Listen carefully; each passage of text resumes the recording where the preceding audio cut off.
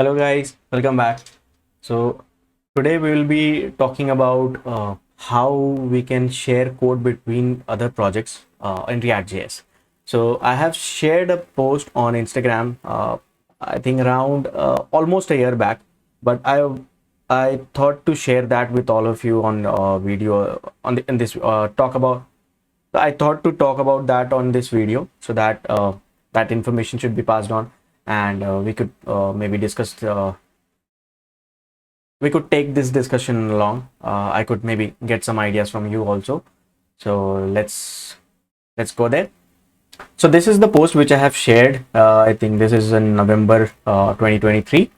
So this was about, do you know about code sharing in between React projects?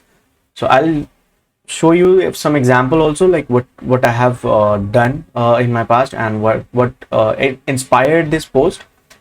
So first thing is like code sharing. Obviously it simplifies the development by reusing the components and utilities across different projects. So there are many scenarios which you will come through in your development career, where you have similar things or similar utilities to be used in different projects. If you mostly worked on some side projects, or you are in service based, like I am working in a service based company, so I get to work on a lot of projects, right?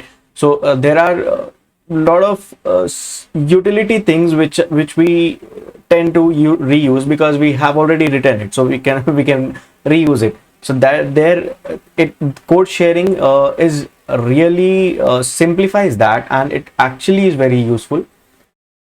So how you can do that? First thing is, if you have a shared create a shared library or a component. If you have a component, you can create a shared a reusable component. Or if you have only utilities, like some validations, some configs, so you can create a shared library for that, and you can use npm to use you can publish that as a package on npm, and you can use it. So first point was like identify the code components or utilities that you want to share between different projects. So the first thing, obviously you need to identify which part you want to share, or which part you want to take it out as a reusable thing. Second thing is organize the code and into a separate library or a package that can be reused. Obviously if there's a component, you have to build it as a component. If it is normal utility functions, you can use a roll up or something for that. For component also you can use roll up, but I would suggest to go ahead with tsdax or create react library. Those library is that gives you a scaffolding thing of for creating a react component, which I have used in my in my past project. So I will show you the example with what I have built, and then you can obviously use tools like npm yarn to manage this shared project package, and you can structure it as a standalone node.js module or a collection of react components. If you have, like, let's say you have something like enumerations or something which is very common, like validations, your prettier config, like some component like form, let's say you have something similar form, or some similar form in other different projects. So you can create it as a separate component library, and you can obviously use it.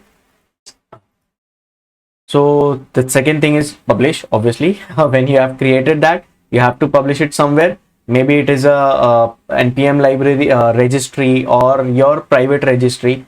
So npm also has a private registry, so you can use that. Yeah, so once you have created the shared library or a component, you need to publish it to the package registry, such as npm or a private registry, if your code is proprietary. If let's say I am building something which my company doesn't allow to get into some public domain, so we have to take care of that. We have to be very cautious, like we are not sharing any code on public domain or on a public registry. We have to be careful, and we have to use private registries. and we can obviously use that. And when you publish the package, other projects will be able to install it and use it as a dependency, which actually very simplifies that process. And you can use that code in different libraries, I mean different projects. And once that published thing is also done, we can install and use it. If you have published it on npm or yarn, so you can just use npm yarn pnpm to install that package. And same way, like you can just install it and import it, and you can use it from node modules. Other thing, it is just an example like how we can do it. This is an example with React component, but you can similarly do it with other packages as well, like libraries as well. So this is for import and use the shared code in React project. Once the code shared, once the shared package is installed, you can import and use the shared code in your React component just like any other dependency. So this is how, like I've given an example, like I can just import the component. This is a shared component, and then again I can use it on my package, on my project. Like the most important thing is to maintain and update the shared package, because once you have done with publishing it and the projects are using it, we have to take care of the maintenance and the updation. Like let's say you have some dependency used in that library, so you have to update it. If you have some other logic updated, so in that case you will obviously have to update it, because the older version which is installed on other projects will not have those updates. So you have to make that update and you have to republish it. So as you make updates or improvement to the shared code, you can publish new versions of the shared package. Other projects can then choose to update their dependencies to use the latest version or the shared package when they are ready. So when you have published it, it is obviously my choice to use which version I want, right? So it will be like according to the project, which is the version, version is working good, I could use that.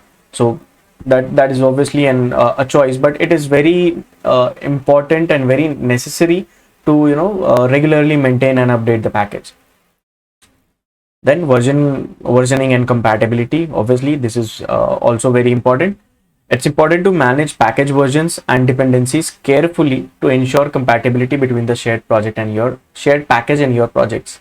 So you can specify version ranges or use version locking mechanism in your project's package JSON to control which version of the shared package is used. So you can if you want some specific version of the package to be used, you can just remove the caret symbol, and it will be specific to that version, and it will be whenever you run npm install or yarn install, so it will just have that version of the package installed. So that is obviously there is a choice, and like I've told you earlier, right, it is obviously a choice, but it is very important to have a versioning system and compatibility checks in the between the shared projects, and the updation of dependencies, and we have to manage those. So that is really important thing.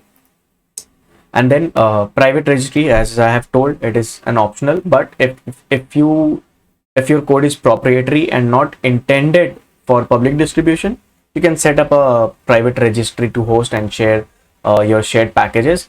I think GitLab has that option. You can obviously use AWS. There are a lot of other options.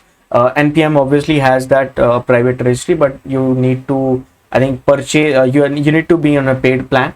On a I think it is for companies, so you have to be in that plan, and you can use npm private registry. So this ensures that code remains private and is only accessible to the authorized projects. So yeah, this was all. I will show you what I have built. So I'll just quickly go to my GitHub, and I'll go to my profile because I have those listed here. See, I have these things which are which I have created as an npm package. So this is just for checking like how I can do, like how I can create a library, JavaScript library. So that this is for that. But for this Formify React, this CWG React Starter, React Soccer formation, so these components I have built as a reusable, which I have used in multiple projects in my previous organization. So Formify React is I have created this because we had some projects where we were handling forms, and we have some specific requirement in that forms, like we were using Bootstrap and everything. And we I mean, earlier Formic was the option, then forms was not introduced. It was very I mean, I mean, I think 3-4 years back, when I mean, we have a requirement where we have, 40 to 50 fields which we have to manage. We have to create those fields, we have to manage the validations, we have to do everything, we have to do a lot of things there. We have to generate the data for the API as well according to the API fields. So this inspired this project, so where we could just use we can create one JSON form, JSON object, and we have to just pass that in the form component, and my form component will take care of everything. Like, it will generate the form, it will handle the validation, it will check the data types and everything. I mean, that comes into validation. But again, once the form is valid, it will return me the value in the format. I could just send it to the API. It has all the fields and everything ready, so I don't have to worry about anything, and I don't have to manage a lot of forms and a lot of things manually there. So it was all done there. So that's how I'll show you some example. Yeah, this is the example JSON, where I was taking this field. This field was used for creating data for API. So this will so if somebody types in the value in email, so this will be inside for email key. So key would be email, and then the value of the email. So that was it. Validations we could provide, and we could give our message. Also, I have added it as a custom validation also you can provide. So I have added that option as well there.